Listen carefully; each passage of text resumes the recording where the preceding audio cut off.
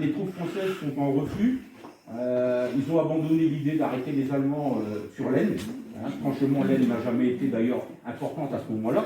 Et ils pensent que sur la Marne, eh bien, éventuellement, on pourrait revoir le miracle de 1914, puis après de 1918, c'est-à-dire bloquer les Allemands à la Marne. Donc ils vont demander à des unités françaises de s'installer sur la Marne et de former à chaque pont des molles de résistance. Donc il va y en avoir à chaque pont, c'est-à-dire à Charly-sur-Marne, bien sûr à Château-Thierry. Le pont qui se trouvait avec la voie SNCF, qui est soi-disant le pont de Bral, qui nous manque toujours actuellement, eh bien, le pont, on l'avait déjà, il avait déjà sauté, parce que en fait, les trains ne fonctionnaient déjà plus, etc. Donc celui-là, on l'avait déjà fait tomber, et restait ici, ce pont. Ce pont qui avait été construit après la destruction du pont en 1918, le pont Perronnet, qui était un pont à 3 arches, et ils avaient déjà fait un pont qui ressemble déjà un petit peu à celui qu'on a là, qui est un pont à 1 arche, pour permettre justement et faciliter le passage des péniches. C'était la volonté, à Paris aussi, ils ont tout fait pour qu'il y ait de moins en moins d'arches. Donc c'était déjà un pont qui était relativement moderne, qui ici, vous le verrez de ce côté-ci, avait déjà les armoiries de la ville, qui étaient présentes, et donc c'était un pont qui était aussi aménagé pour pouvoir le faire sauter. Car à l'origine des ponts, même encore maintenant, il existe ce qu'on appelle des puits de mine à l'intérieur, c'est-à-dire que dans le puits de mine, c'est un trou qui est fait dans un endroit particulier du pont où on sait que si on le fait péter, eh bien il va péter complètement. Voilà. Ça n'existait pas sur le pont Perronnet. C'est pour ça que le pont Perronnet n'a été mangé qu'à un tout petit morceau. Là, ici, c'était prévu dès le départ. Donc, plus facile. Le génie, d'ailleurs, a des plans de tous ces ponts, et à chaque fois, il va mettre les charges là où il faut. Ici, le 9 juin, on met en place une petite unité. Ces petites unités, en fait, sont, à chaque fois, c'est un char. Alors, on a dit que c'était des FT-17, c'est faux. C'est des R35, Renault 1935. C'est quand même des chars qui sont des chars légers, mais des chars qui sont quand même valables. C'est des chars quand même comme le FT-17 avec 2 à l'intérieur, un conducteur, un tireur. Mais c'est des chars qui sont déjà bien blindés, et surtout, c'est des canons de 38 courts, mais avec des obus perforants, qui vont faire beaucoup de mal, en particulier aux premiers Panzer allemands, qui sont des Panzer légers. C'est pour ça qu'ils allaient vite, mais ils sont légers. Et ils vont leur faire beaucoup de mal. C'est le lieutenant Morel, qui est le responsable du pôle de résistance de Château-Thierry. Il y en a un autre à Mont-Saint-Père. Le char, d'ailleurs, à Mont-Saint-Père, restera très longtemps bloqué sur la place du monument aux morts. Il avait été abandonné là. Au moment de se mettre en place pour protéger le pont, c'est-à-dire il aurait dû être de l'autre côté, il n'a pas réussi à passer de l'autre côté, il est tombé en panne d'essence. D'où les problèmes. Ouais, vous comprenez pourquoi l'armée française avait de gros problèmes. Problème de subsistance, problème de matériel. Et les chars, ils tombaient en panne d'essence, tout simplement. Pas de radio. Pas de radio, donc impossible de prévenir. Donc il est resté là, et puis ils sont passés, puis ils l'ont laissé là. Voilà. Il n'avait même pas assez de grenades pour faire péter la culasse, donc en fait il était tel quel. D'ailleurs les Allemands l'ont récupéré et s'en sont servis. Et les Russes. Contre nous, d'ailleurs. Et les Russes. Un peu plus tard, les Russes, voilà. Ils vont se servir du matériel qu'on a gardé, parce qu'on n'avait même pas les moyens de faire péter les culasses pour les rendre inaptes au tir. Donc ici, sur Château-Thierry, on est un petit peu mieux organisé, on a un char R35, on ne le voit pas parce que c'est un petit peu plus loin sur le quai, mais sur le quai, en allant vers l'entreprise Pouénon qui est au bout, et bien là, le quai de Pouénon, on va avoir deux batteries anti-char. Ces batteries anti-char, elles sont complètes, elles sont présentes, elles ont été mises en place avec son personnel, et il va y avoir une mise en place réelle d'un plan de défense. L'aspirant de Rouget, qui se retrouve ici avec son camarade qui est chauffeur, lui, l'aspirant de Rouget, il va même aller sur une porte cochère de la rue Carnot, mettre à la craie ses angles de tir, etc., pour pouvoir gérer au mieux la défense du pont. Parce qu'il s'aperçoit très vite, et on va le voir là, que le char est gêné en fait par les parapets du pont pour arriver à à tirer. Et il ne sait pas trop bien si les Allemands vont arriver de la droite ou de la gauche. Donc, il va prévoir de bouger pour avoir ses angles de tir. Ce croquis qu'il a fait, il restera pendant plus de 20 ans sur cette porte cochère rue Carnot. Et c'est un jour où les gens vont changer la porte cochère qui disparaîtra à tout jamais. Mais il y avait une volonté, en fait, d'avoir chacun des angles de tir particuliers. Enfin, il y avait quand même une résistance coordonnée. Il ne faut pas croire que ça s'est fait comme ça. Par contre, ils vont attendre le dernier moment. Pourquoi? Parce que les unités françaises refluent sur la Marne pour éventuellement se reformer à l'arrière, en espérer encore qu'on pourrait repousser les Allemands avec une coordination réelle de division. Donc les troupes françaises continuent à passer, le 9, le génie, le 9 met en place ses charges, pas de souci. D'ailleurs ici, donc, il a été représenté le gars du génie qui avec son petit fil, etc. Ses collègues sont là avec le détonateur, et on voit il a été mettre une petite charge, elle est dessous, il l'a représentée, elle est dessous le pont. Donc ça s'est fait le 9. Il n'y a pas de combat, il n'y a rien, ils le font tranquillement, c'est fait comme il faut. Le 10, les troupes françaises commencent à diminuer, on va récupérer au fur et à mesure, et le lieutenant Morel en a l'ordre, des isolés, ce qu'on appelle des isolés. Des gars qui ne sont plus vraiment avec leur régiment, qui ont toujours une arme mais qui refluent.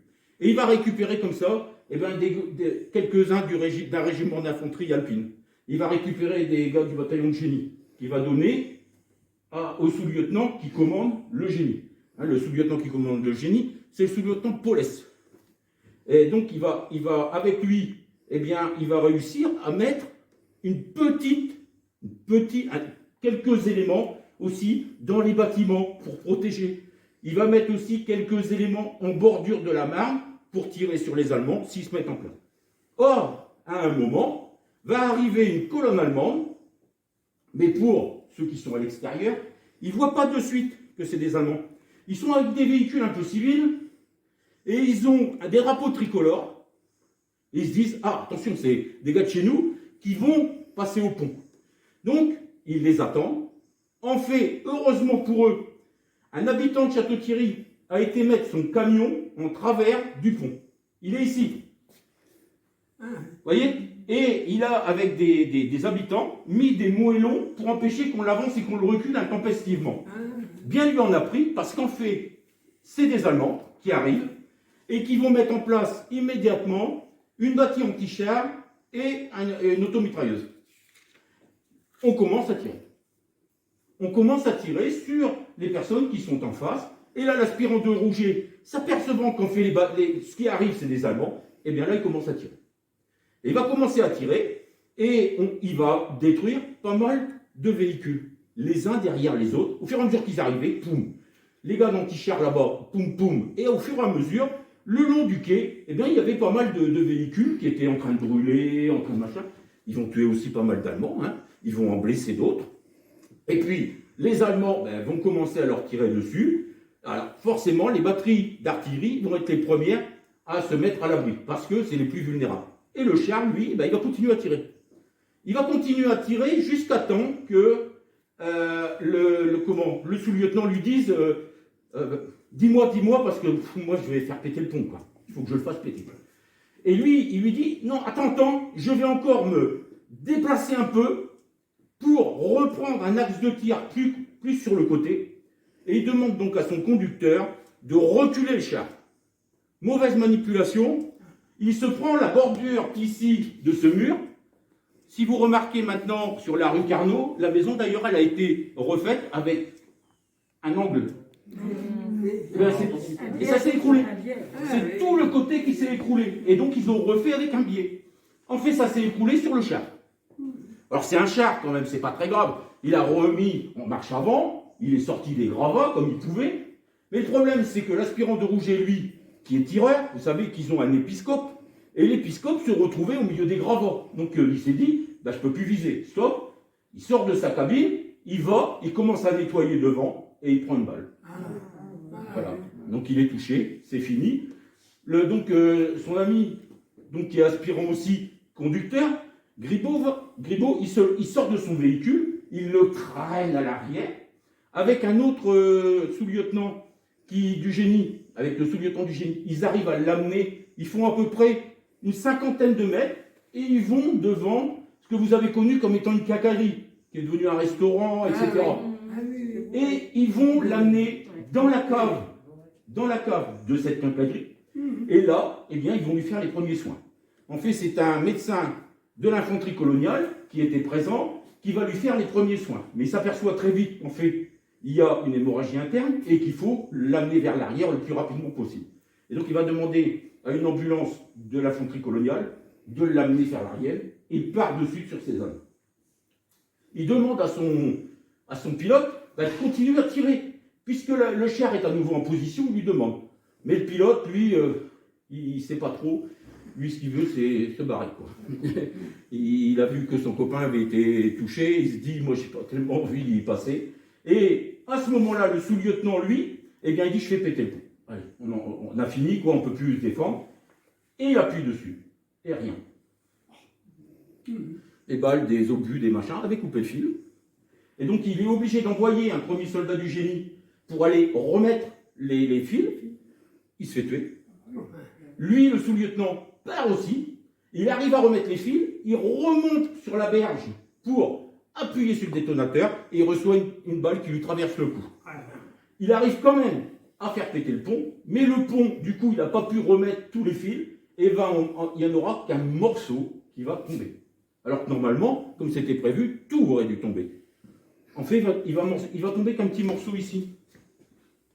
Voilà. Alors, le reste, d'ailleurs, les Allemands, après, vont le réparer, et puis il va continuer, pendant toute l'occupation, à servir. Et le pont ayant pété, eh bien, les combattants n'ont plus à rester là, puisque de toute manière, ils voient que les Allemands, et on le voit ici, eh bien, ils ont commencé à mettre des canaux dans la Marne, et qui vont passer avec les canaux. Donc le fait d'avoir enlevé le pont, c'est parfait. Ils ne vont pas passer avec des véhicules lourds, mais de toute manière, à un moment ou à un autre, comme ils arrivent de plus en plus, les Allemands, eux, ils ne sont pas de taille à leur tenir tête. Donc, ils vont s'échapper. Et le chauffeur, lui, fait demi-tour à son char et il s'échappe aussi. Le char, on le retrouvera très rapidement sur la route de Montmirail. Il y a des photos où on voit le char de Rouget, parce qu'il y a encore des gravats dessus, qui est abandonné sur la bordure du chemin de Montmirail. Il est en panne d'essence, il a été obligé de l'abandonner là, il est parti. Et lui aussi, c'est pareil, il n'a jamais pu faire péter sa culasse, et les Allemands vont récupérer le char. Voilà. Donc ça, la bataille de Château-Thierry est terminée, du 10 juin. Le 11 juin, grâce à des travaux qui ont été effectués par la Société historique braloise, merci, eh bien, exactement. Merci à lui, lui et ses compatriotes, parce que je sais qu'il avait même eu des éléments qui lui avaient été à ce moment-là donnés par Dremont, qui lui, Dremont, avait fait aussi des recherches, avait des portes ouvertes aux archives, et avait réussi à avoir des choses très intéressantes. Et il a pu montrer, dès que l'aspirant de Rouget, bien sûr, eh bien, il n'a pas du tout été le seul à mourir ici à Château-Thierry, puisqu'on dénombre entre le 29 mai, un premier bombardement sur la gare qui a touché la gendarmerie, qui n'existe plus maintenant, mais là c'était un restaurant, etc. Là il y avait déjà eu le 29 mai 14 morts. Et après, on va rajouter quasiment 70 morts.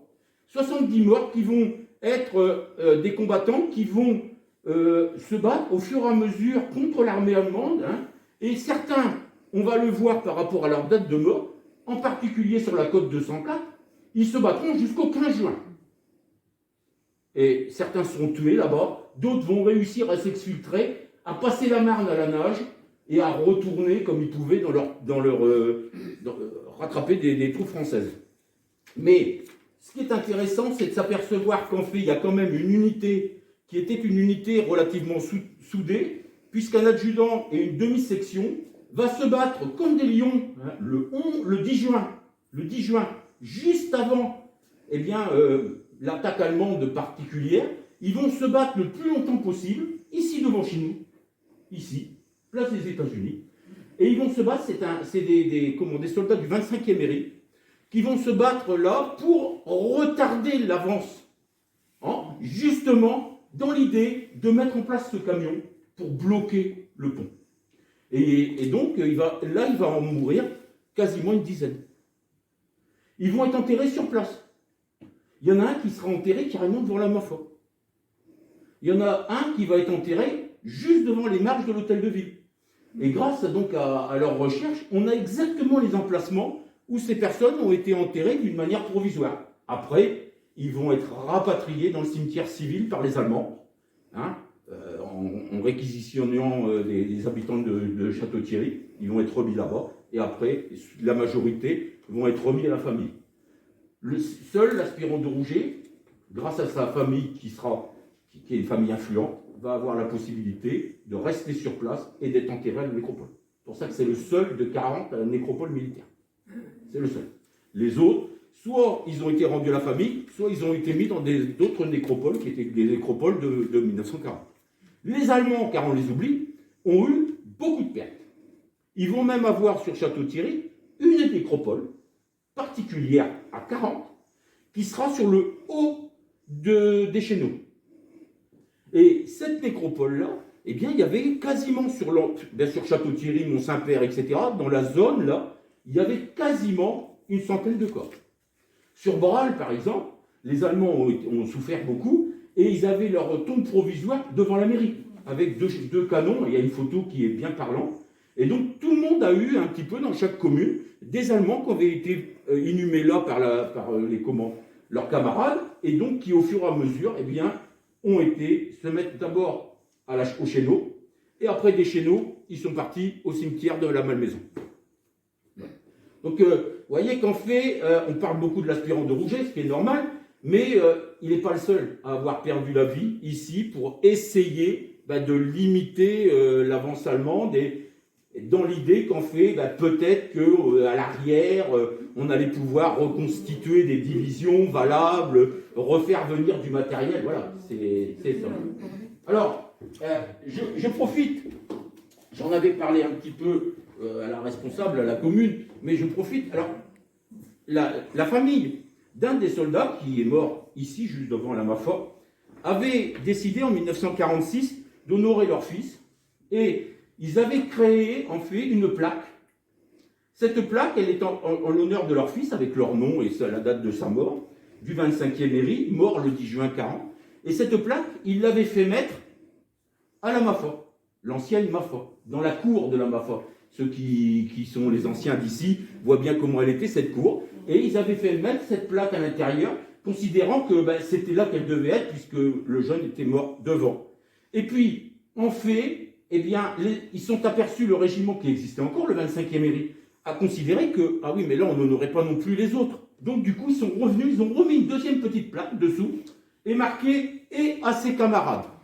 Ce qui fait qu'on a englobé un petit peu tous ces pauvres soldats du 25e Méry, qui étaient morts là, pas pour rien, mais un peu oubliés. Il faut dire qu'on ne parle pas beaucoup de ces batailles perdues, hein, et après, on a été dans la liesse de la libération et tout ça, et ces gens-là, eh bien, ce qu'ils avaient donné de leur vie à ce moment-là, on les a un petit peu oubliés. Et elle est où cette plaque? Merci Michel de poser la question. On avait bien réfléchi. Monsieur le maire n'était pas là à ce moment-là. A priori, moi j'ai su renseigner un petit peu au moment de la démolition du bâtiment, elle n'y était déjà plus. Elle n'y était déjà plus. Donc, le bâtiment, il était quand même vétuste. Est-ce qu'elle est tombée? Elle n'était pas sous le hall? Si, elle était je l'ai sous le vu, hall. moi, là. Je l'ai vu. Elle était sous le hall. Oui, oui. Absolument. Il y avait un drapeau. Exactement. Exactement. Donc, vous voyez, c'est pas si vieux que ça. Avec le moteur de l'avion, Oui. soi-disant de Quentin Roussel. Oui, soi-disant. Mais, vous voyez, donc, d'ailleurs, il y avait dans la MAPA un petit musée, hein, à ce moment-là, qui était un petit musée qui rappelait 14-18. Et les Allemands, la première chose qu'ils ont fait, hein, pour la petite histoire, c'est qu'ils ont récupéré les deux mannequins. Car il y avait un mannequin américain puis un mannequin français. Ils les ont mis devant le monument de la DIUS, l'ancien monument de la DIUS, qui d'ailleurs a été cassé par l'aspirant de Rouget. On ne peut pas lui en vouloir, le pauvre, mais c'est vrai qu'un de ses obus a frappé un des petits obélisques. Eh bien, là, ici sur cet emplacement-là, on a eu quand même des Allemands qui ont été enterrés, hein, 2 Allemands qui ont été enterrés, qui sont restés là assez longtemps aussi. Et j'ai perdu le fil là. Et les mannequins, ils avaient été placés devant, et les Allemands leur avaient fait faire le salut hitlérien, et donc à chaque fois qu'ils passaient des Allemands sur la route, parce que ça passait, hein, ils reprenaient le pont et ils repartaient sur Paris, etc. Et donc ils sont restés pendant je ne sais combien de temps en faisant le salut hitlérien. Soldat de 14-18. De 14-18. Donc on avait un poilu de 14 et puis un soldat américain en train de saluer ceux qui passaient, quoi. Donc il y a eu nombre de photos qui ont été envoyées à Berlin, etc. Et ça faisait gosser tout le monde, bien sûr. Merci, monsieur Manchot. Voilà. Bravo, hein. Bravo.